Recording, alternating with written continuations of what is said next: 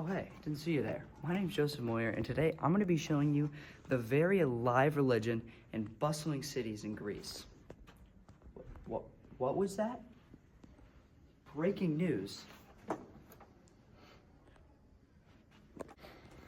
Speaking of dead, the Greek people that are dead as well believe in an underworld, and their underworld has three parts. And those three parts are Elysium, which is kind of like heaven. It's where the good people, the great people, go. There's the Fields of Asphodel, which is kind of middle ground, kind of like purgatory in Christianity. Tartarus, hell, pretty obvious. And these three things are just the basis of the Greek mythology religion. And the person who rules, the god who rules the underworld, is Hades. Hades is one of the three major gods in... What I was saying before my cameraman rudely cut me off is there's two other major gods in the Greek religion, Poseidon and Zeus. Poseidon rules everything water related. The ocean, that's his domain, his kingdom. And Zeus, well, he's the ruler of the sky. You forgot about the horses. Zeus, as I said earlier, before I forgot about the horses. Zeus is the ruler of the sky. He's the main god in Greek mythology, and he's also the person who usurped Kronos, which was the big bad before him. And all of this culmination is another thing that Greeks believed in, is that there's a god for just about everything.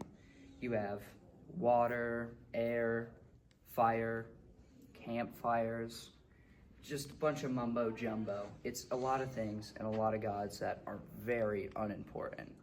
And another thing, once again, that they believed is that gods were responsible for everything in their daily lives. Their luck, their fortune, if they had a good day or a bad day. And they made sacrifices to be in good favor with the gods. And a way that they portrayed these sacrifices is with festivals. A festival, they believed, is the most important way to honor a god. The Olympics is one of the most famous events even today. The Olympics started as a festival to honor Zeus. Another festival that the Greeks celebrated was Panathenea, or Panathenia, as English people say it. Another thing that a lot of English people mispronounce is Hercules. That's the Roman pronunciation. The Greek pronunciation is actually Heracles. So the Greek pronunciation is Panathenia.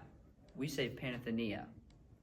In this celebration, I'm actually gonna look at my research here because I forgot. Ooh, tough.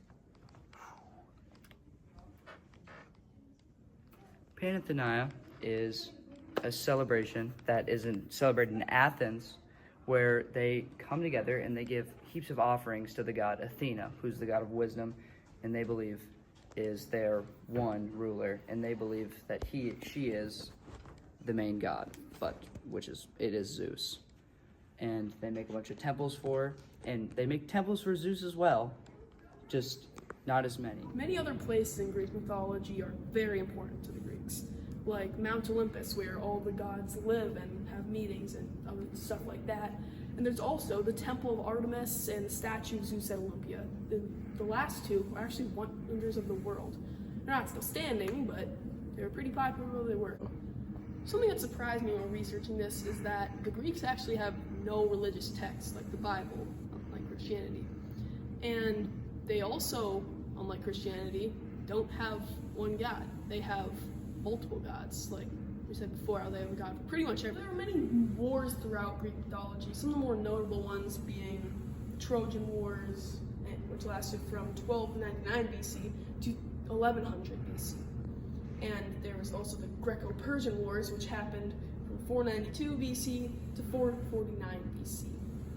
And also, while Greek mythology has no known origin, no one actually knows when it started, how it started. People stopped believing in it around the 900s-ish.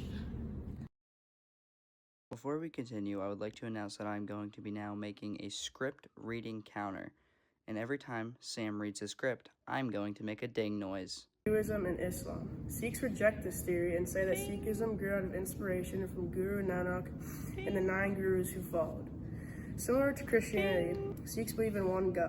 Their God is Due to the overuse of the script, I'm going to be abolishing the ding counter. named Wahi Guru, which means great teacher. Sikhism is about overcoming the 5 vices, which are greed, anger, false pride, lust, and attachments to material goods. Unlike Christianity, Sikhs believe in reincarnation and have no direct belief in heaven or hell.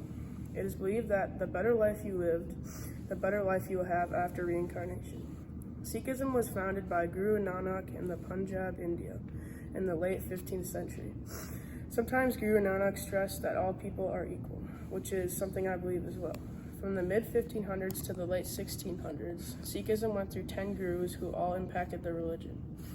There are roughly 19 million Sikhs, and the majority of them live in the Punjab in northwestern India. Sikhs have many festivals and celebrations that they partake in. There is a naming ceremony after the birth of a child where the Adi Granth is opened at random and the child is given a name, beginning with the first letter on the page. The Adi Granth is the religious text for Sikhism. Sikhs also hold ceremonies for the birth and death of the 10 gurus. The current leader of Sikhism is Guru Granth Sahib. Guru Nanak was the first of the 10 gurus who were also very important in Sikhism.